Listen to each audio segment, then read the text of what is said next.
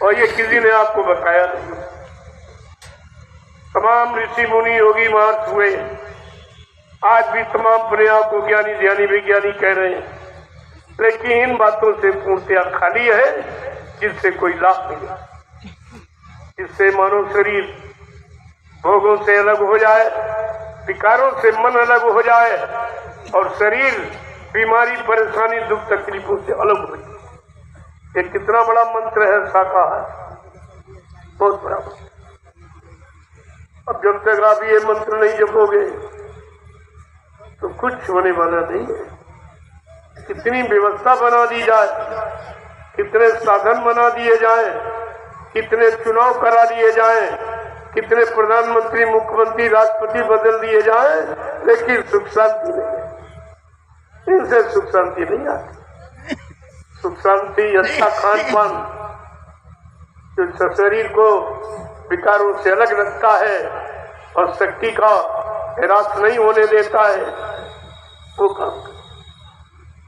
लेकिन धीरे धीरे कुदरत आपको मजबूर कर,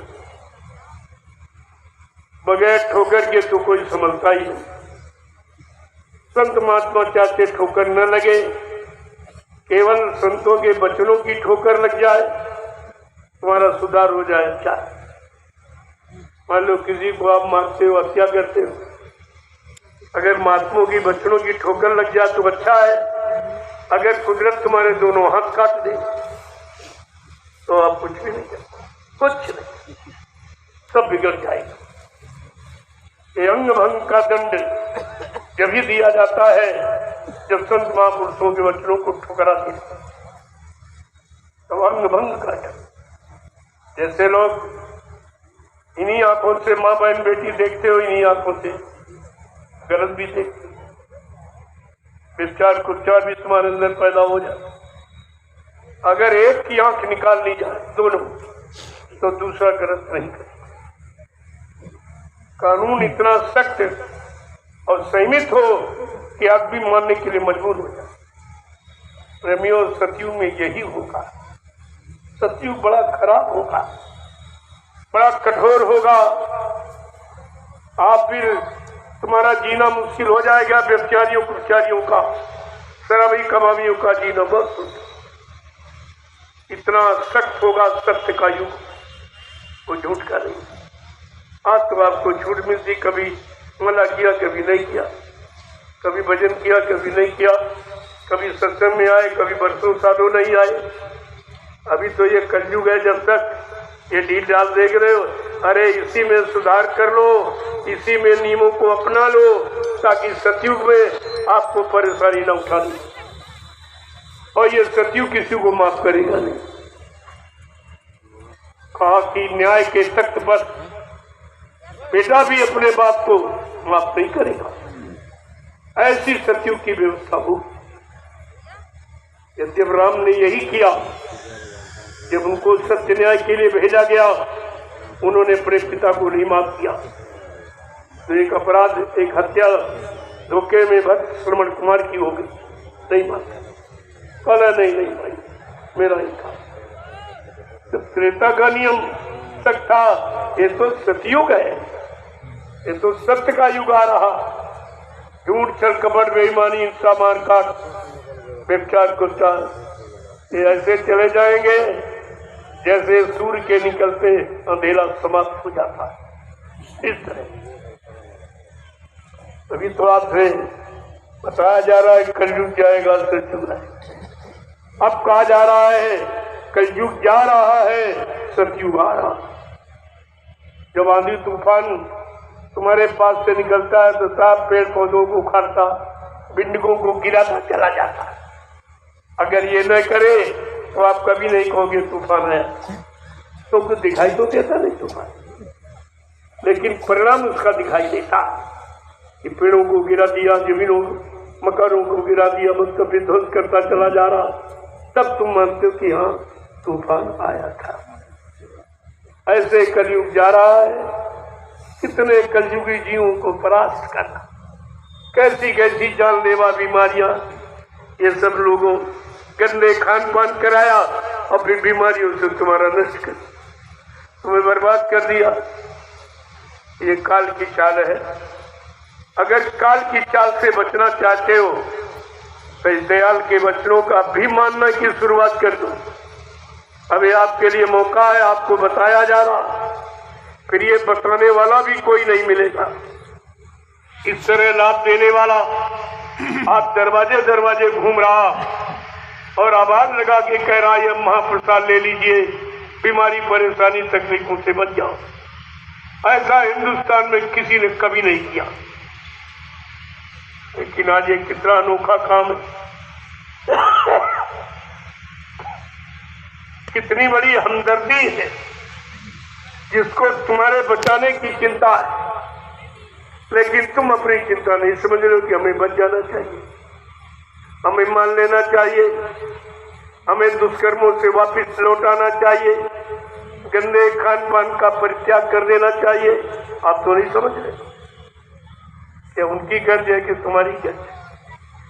लेकिन महात्मा अपनी गर्ज समझती, इसलिए वो मानव शरीर की कीमत जानती। बड़े भाग्य मानुष सन पावा, सुर दुर्लभ सदग्रंथन का वो बड़े भाग्यशाली है जिनको ये मानव तन मिल जाए।